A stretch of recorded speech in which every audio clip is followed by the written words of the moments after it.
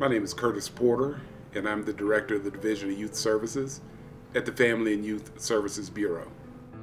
The personal story is I am one of these mentoring children of prisoners that I currently serve.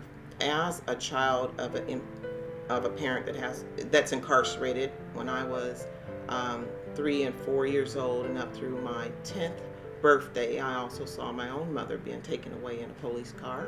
My mother later committed suicide at 36 years old. My siblings and I were raised by my 17-year-old sister. We have a family that the children lost both their parents. One was the father murdered the mother. Father goes to jail, so they lose not only their father to incarceration, but their mother as well. That I was actually the incarcerated father of 2 very small girls. If somebody had come to me at that point and said, hey, listen, someday you will be able to take this experience, run a statewide project that actually will serve the same kids that were in the position that your children were in. It brought me full circle, and it really kind of sends shivers down my arms right now, because who would have ever envisioned that here I was in a position that was hopeless in my mind, had no meaning to it, and I kept asking myself, how can this ever be used to benefit others?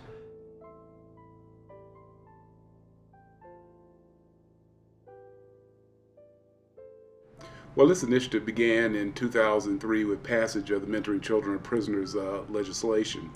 And the Family and Youth Services Bureau, having extensive experience in working with community-based organizations, was selected to operate this grant program, which we have enjoyed doing.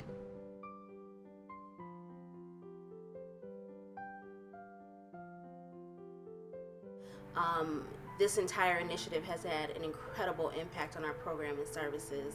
It's enabled us to serve this population and to provide greater things for their needs. It's enabled us to provide training for our staff, for our mentors. First and foremost, we can't hurt the kids.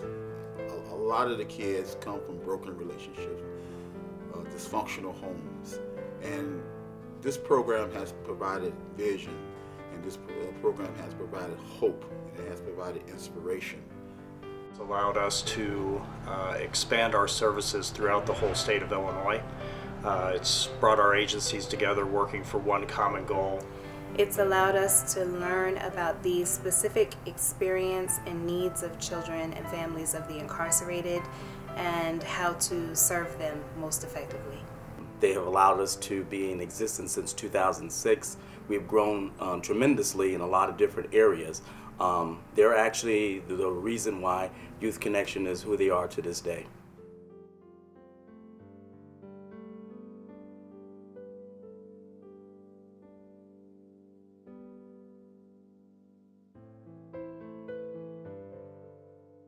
I really believe that the MCP program breaks the cycle of incarceration.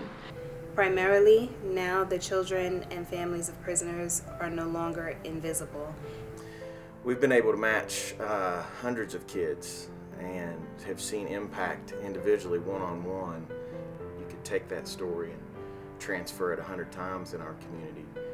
And I was explaining to the girl about the program, and she got excited. She was very, very excited.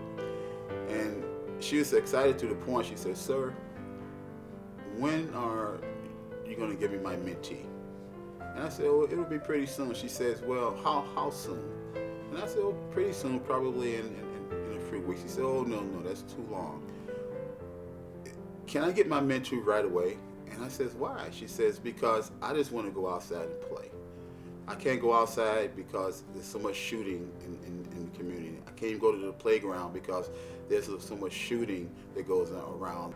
In our organization, the MCP program has allowed students and their families to have advocates in the school system throughout, from kindergarten through high school. I think the most important impact that it's had is that we were able to engage citizens in a program, and sometimes citizens of very different demographic backgrounds, and engage them with children and families that they probably would never have connected with.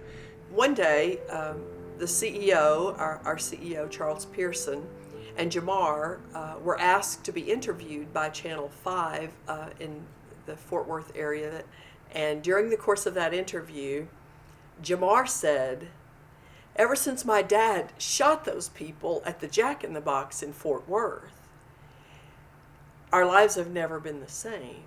And I came very close to fainting, because I knew that my life had really come full circle, and that through no intentionality of my own, God had put me in a place to really be able to change not only Jamar's life, but many, many, many lives.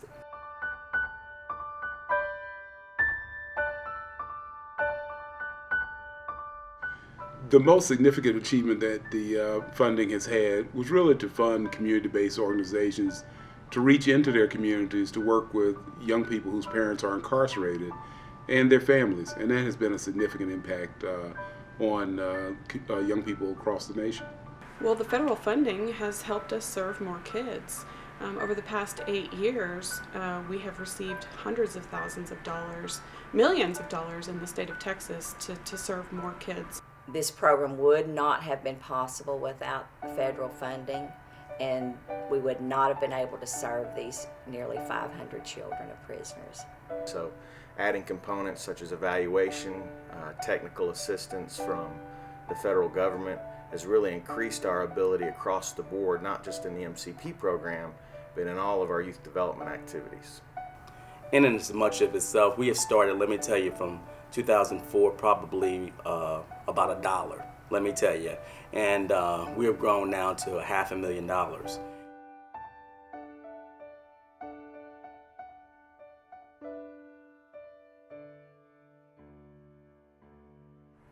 I know that statistics can be argued on where children who are impacted by incarceration, whose families are incarcerated, will end up. But I can tell you that there are many of our young people who are very successful, doing well in school, engaging in positive behaviors, living life differently. Hasn't, over the last 4 years, talked a lot about what's going on in his family, but basically his grandfather's in jail, his dad's in jail, and he has a brother who's in jail.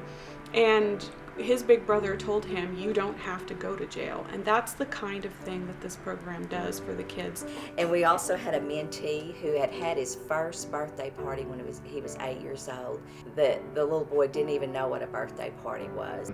We had one kid who was going to fail kindergarten, and honestly, I didn't know you could fail kindergarten. I didn't think that was a reality. So we worked with the school system, and the mentor spent the entire summer working with this kid, getting him ready to go into first grade. He had a math test, maybe the third week in school, and he got 100 on it, and he folded it up and he put it in this little envelope that he got from a magazine, and instead of giving it to his mom, he gave it to his mentor. I wouldn't be here. I mean, I would probably be on the street somewhere doing things that are unacceptable in my household or in society, period. I wouldn't be on the path to becoming a success story.